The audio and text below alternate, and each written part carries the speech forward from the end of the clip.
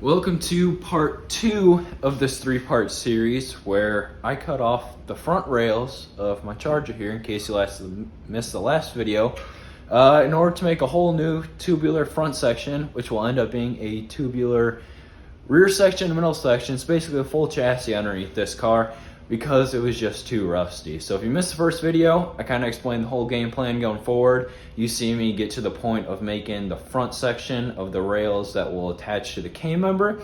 In this video, I finish up the front rails and get everything mocked up for the first time.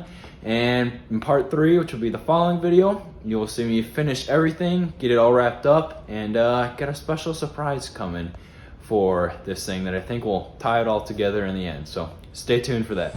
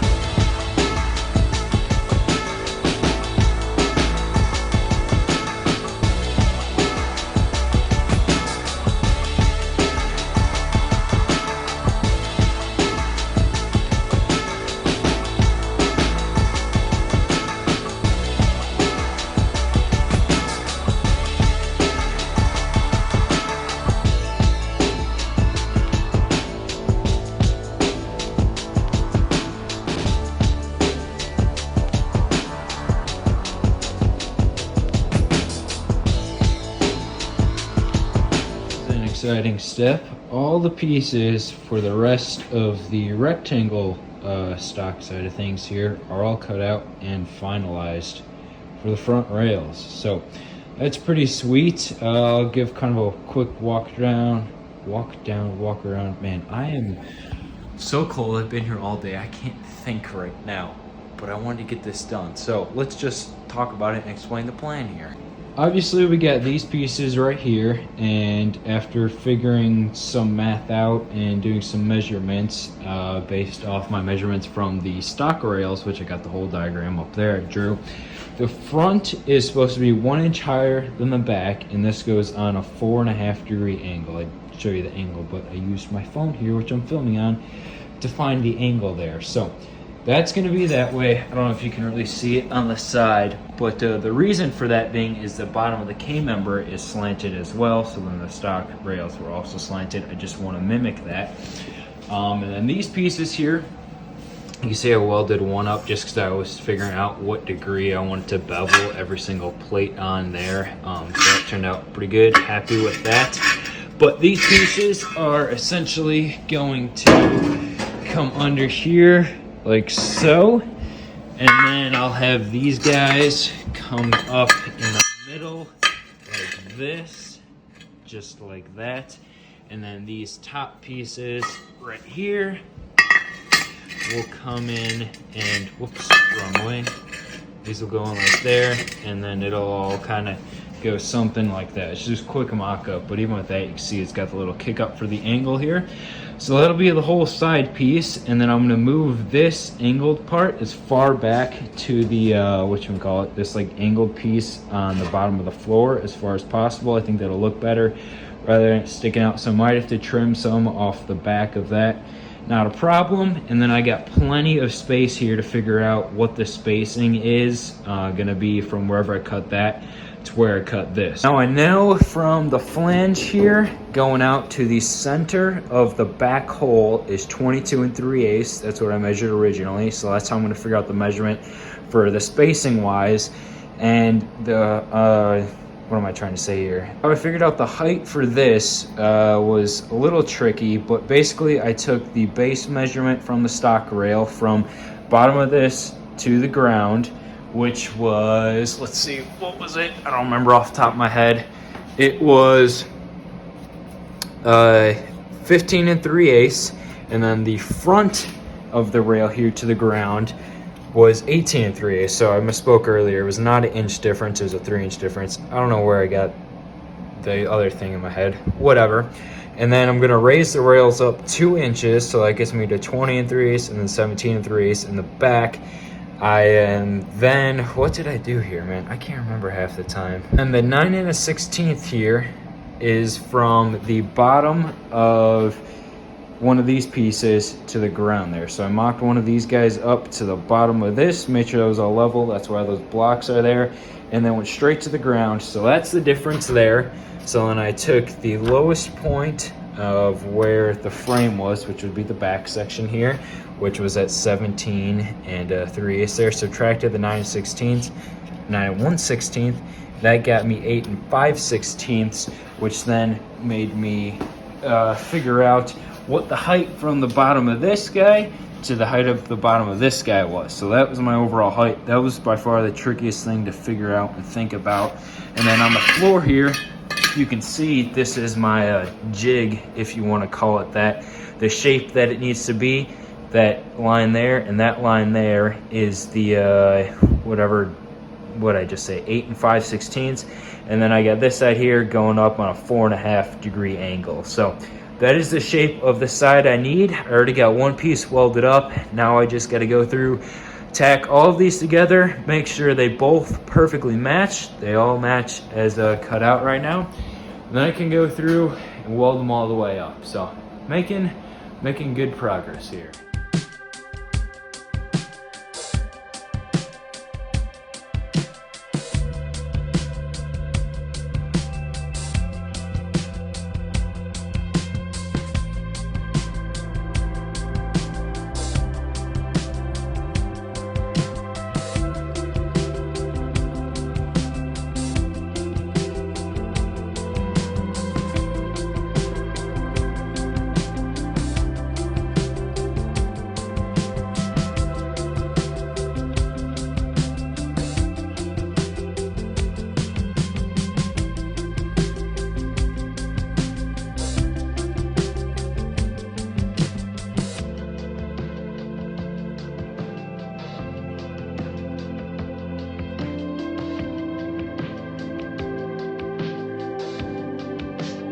We have it. Both pieces are all the way welded up now. It was a lot of work, but I'm happy with how they turned out. So you can see I got these to lay pretty smooth.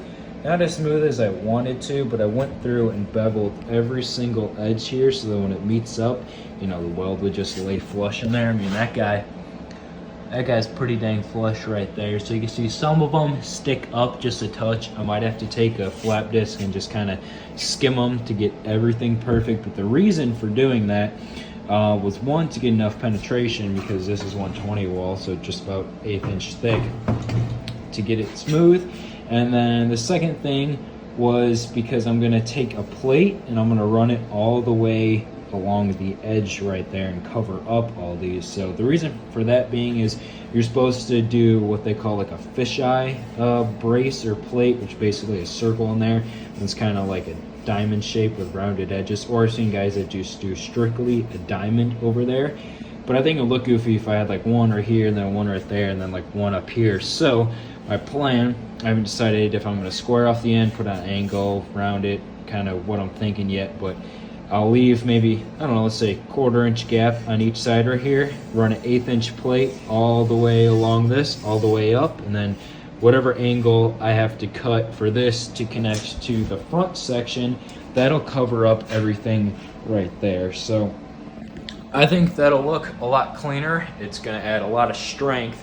And then the reason I'm gonna cut the fronts here on an angle to match up to those is the same reason I cut these pieces on an angle here. So my chassis book says to, you know, obviously cut on an angle. It's a lot stronger rather than go straight up and down, because triangle is straightest or strongest shape, blah, blah, blah, that sort of thing. And then it said to cut it on this angle here because all the weight is gonna be on the front right there. So I guess if you were to have it on this, all that weight would be on there. So I don't know, trying to do this all the right way between reading and researching.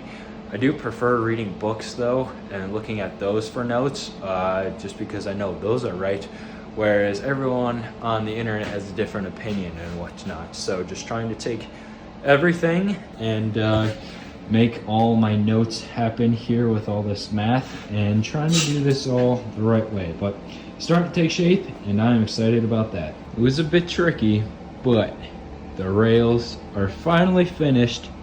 All I had to do, well, the tricky section was obviously this front piece right here. This whole section, figuring out the exact math on where to get the K-member holes to line up, because that'll put, you know, my spot for the front tire. But I did it all. I got it. I'm happy with it. You see they're all welded up right there, so it turned out pretty good. Happy with those. And here's a pretty good glimpse of, you know, what the old rails look like compared to the new ones. So I mean, you could see lengthwise they're pretty much identical. This one right now is a 1/2 inch longer in the front, but shape wise they're a lot different.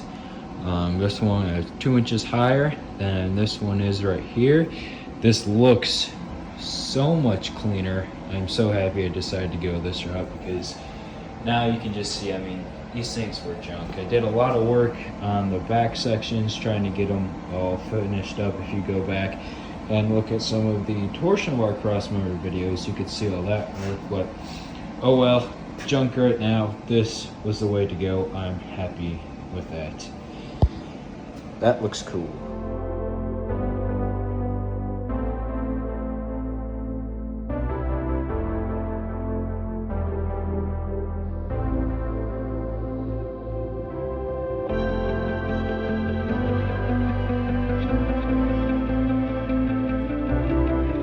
I should have got a video of me trying to get that mocked up there, because that would have been hilarious. It was not fun at all. But you know what is fun? Is the smile on my face seeing this all mocked up for the first time. This is gonna be sick.